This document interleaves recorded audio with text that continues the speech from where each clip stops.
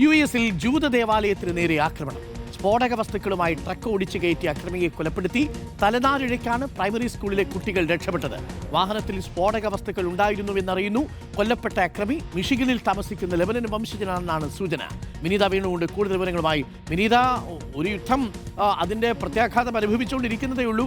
അതിനിടയിൽ ജൂത ദേവാലയത്തിന് നേരെ ഒരു ആക്രമണം ഉണ്ടാവുന്ന ഒരു ലെബനീസ് വംശജനാണ് എന്നാണ് ഇപ്പോൾ നമുക്ക് ലഭിക്കുന്ന സൂചന.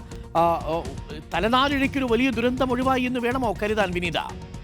ഡോക്ടർ അരുൺ, അമേരിക്കയിലുള്ള ഏറ്റവും വലിയ ജൂത ദേവാലയങ്ങളിൽ ഒന്നാണ് ആക്രമണം ഉണ്ടായിരിക്കുന്നത്. ഈ അക്രമി സെക്യൂരിറ്റി ജീവനക്കാരുടെ ഗേറ്റിലൂടെ ആ ഭാഗത്തുകൂടി വന്നുകൊണ്ട് ഒരു വാഹനം ഇടിച്ചു കയറ്റുകയായിരുന്നു എന്നാണ് ഏറ്റവും ഒടുവിലായി FBI സ്ഥിരീകരിക്കുന്നത്. ഡിട്രോയിറ്റ് നഗരത്തിനടുത്തുള്ള ടെമ്പിൾ ഓഫ് ഇസ്രായേൽ എന്നറിയപ്പെടുന്ന സിനഗോഗിൽ അവിടുത്തെ ഒരു പ്രാദേശിക സമയം ഉച്ചയോടുകൂടിയാണ് ആക്രമണം. ആ സമയത്ത് ഈ ഏതാണ്ട് 150ഓളം വരുന്ന കുട്ടികൾ ഈ പ്രൈമറി സ്കൂളിൽ പഠിക്കുന്നുണ്ടായിരുന്നു. അവർ തലനാരിഴയ്ക്ക് രക്ഷപ്പെട്ടു എന്നതാണ് പറയുന്നത്. ജൂത സമൂഹത്തെ തന്നെ ലക്ഷ്യം വെച്ചിട്ടുള്ള ആക്രമണമായിരുന്നു, ആസൂത്രിതമായ ആക്രമണമായിരുന്നു എന്നാണ് FBI ഇപ്പോൾ അറിയിക്കുന്നത്. ഈ അക്രമിയെക്കുറിച്ച് ലഭ്യമാകുന്ന വിവരം അനുസരിച്ച് ഇയാൾ മിഷിഗണിൽ താമസിക്കുന്ന ഒരു ലെബനൻ വംശജനാണ്. ആക്രമണത്തിന് ഉപയോഗിച്ച വാഹനം രജിസ്റ്റർ ചെയ്തിരിക്കുന്നത് ഇയാളുടെ പേരിലാണ്. ഇയാളുടെ കുടുംബാംഗങ്ങളിൽ ചിലർ ഈ ഇസ്രായേലിന്റെ ആക്രമണത്തിൽ ലെബനനിലെ ബെയ്റൂട്ടിൽ കൊല്ലപ്പെട്ടിരുന്നു. ഇതിന്റെ ഒരു പ്രതികാര നടപടിയായിട്ടാണ് ഇപ്പോൾ ആക്രമണം നടത്തിയതെന്നാണ് മനസ്സിലാക്കാൻ സാധിക്കുന്നത്. ഏതായാലും സുരക്ഷാ ഉദ്യോഗസ്ഥൻ ഇയാളെ വെടിവെച്ച് വീഴ്ത്തുകയായിരുന്നു. വാഹനം ഇടിച്ച ഒരു സുരക്ഷാ ജീവനക്കാരനെ പരിക്കേറ്റിട്ടുണ്ട്.